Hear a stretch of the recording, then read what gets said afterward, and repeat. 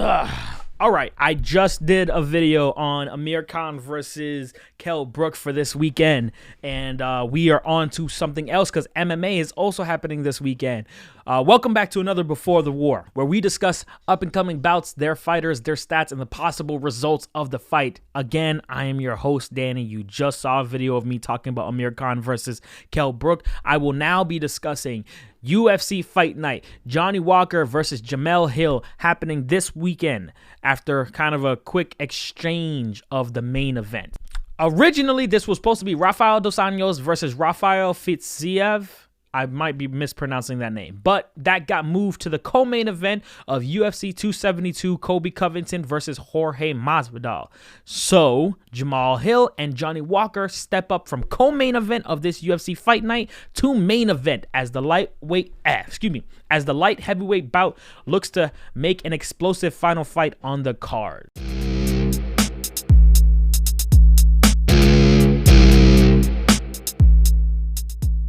All right, let's start with Johnny Walker. 18 wins, 6 losses, no draws. 15 wins by KO, TKO, 2 wins by submission.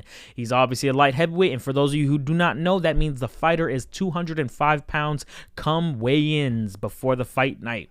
Johnny Walker, all right, let's do a little bit of background on Johnny Walker. He had a very explosive break into the UFC. For a time, people thought he would be the answer to the light heavyweight division, not really having anybody to really dethrone or be able to dethrone the king at the time, John Jones, who is now no longer a light heavyweight. He is a heavyweight, I guess now, in limbo in heavyweight. Let's leave it at that. But who can blame anybody? Johnny had an explosive style and was out there. He was really out there. He was fun, and he was putting guys away. The hype train definitely seemed real for a while, till Johnny got into the ring with a top 10 contender at the time, Corey Anderson, who is no longer a UFC fighter, during the Masvidal versus Nate Diaz BMF title fight. For those of you who don't know, that's the bad motherfucker belt. That happened back in like 2019, if I'm not mistaken. Unfortunately, that night would turn Johnny's career upside down almost immediately moving forward when Corey Anderson would lay a barrage of punches that would essentially leave Johnny wobbly on the legs until the ref stepped in and stopped the fight. After this fight, Johnny was having trouble finding standing in both the ring and outside of the ring, as he was kind of having trouble finding a permanent training facility. He would go on to lose a decision against Nikita Krylov, and then would go get back into the rhythm with a KO win over Ryan Superman Spann, which would put him back on a good track to face a top contender in Thiago Santos, but, Thiago was far ahead of Johnny's ability. Ultimately, he lost to the fight to Thiago Santos to a unanimous decision. Again, Santos was on another level. He's always been on another level. Santos was not somebody he took lightly, and he took that fight very seriously, but he just could not overcome the bump of Santos. It didn't seem to negatively affect Johnny the way the Corey Anderson fight started and the way most people think. Now, moving forward, Jamel Hill will be his opponent this weekend, and it will be interesting to see how the 10th ranked Walker approaches this fight. All right, let's talk about Jamel Sweet Dreams Hill. 9 wins, 1 loss, 2 wins by KO. He's coming off of a win. Obviously, he's a light heavyweight. Again, he's a 205-pound fighter. Hill, like Walker, has also had a very strong professional MMA career. Johnny, just like Walker as well, they both kind of broke into the UFC scene pretty strong with great knockout performances. His specifically was in the Contender Series to get a contract to come into the UFC, and then winning 2 fights following. One by decision and the other by knockout of Ovince St. Preux in impressive fashion. It essentially landed him in the top 15 relatively fast in the light heavyweight division. Unfortunately, he would also face a bump in the road in his former opponent, Paul Craig, who TKO'd Hill in the first round, first breaking one of his arms in an armbar.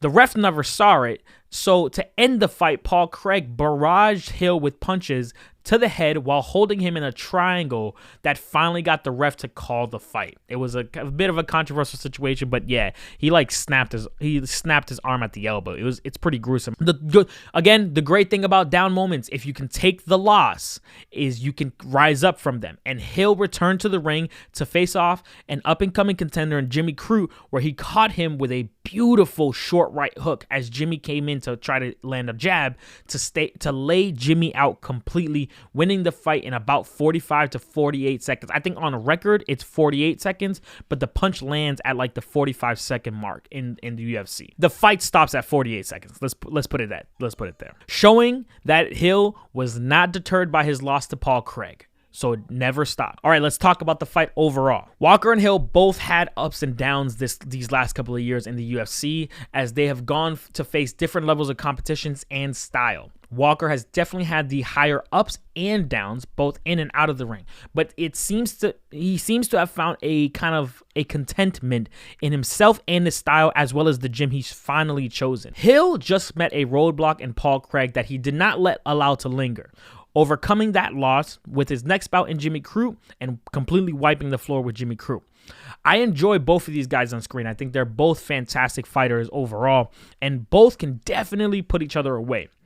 Walker has become a more calm fighter and is willing to be more patient and pick his shots other than wildly throwing his weapons to attain a knockout. Hill hasn't shown that wrestling or jiu-jitsu won't be a problem moving forward with him, but that doesn't really mean he has to worry about that when he's facing Johnny Walker, who will likely only strike with him.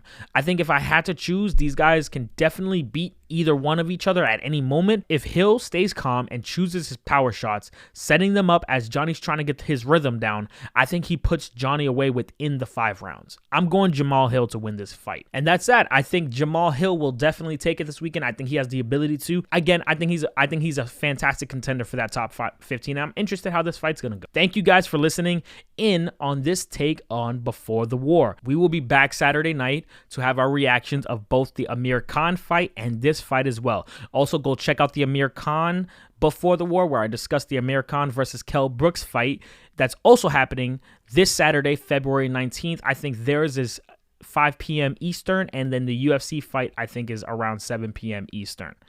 I could be wrong about the specifics. I'll put the information up here so that I don't look like a complete idiot.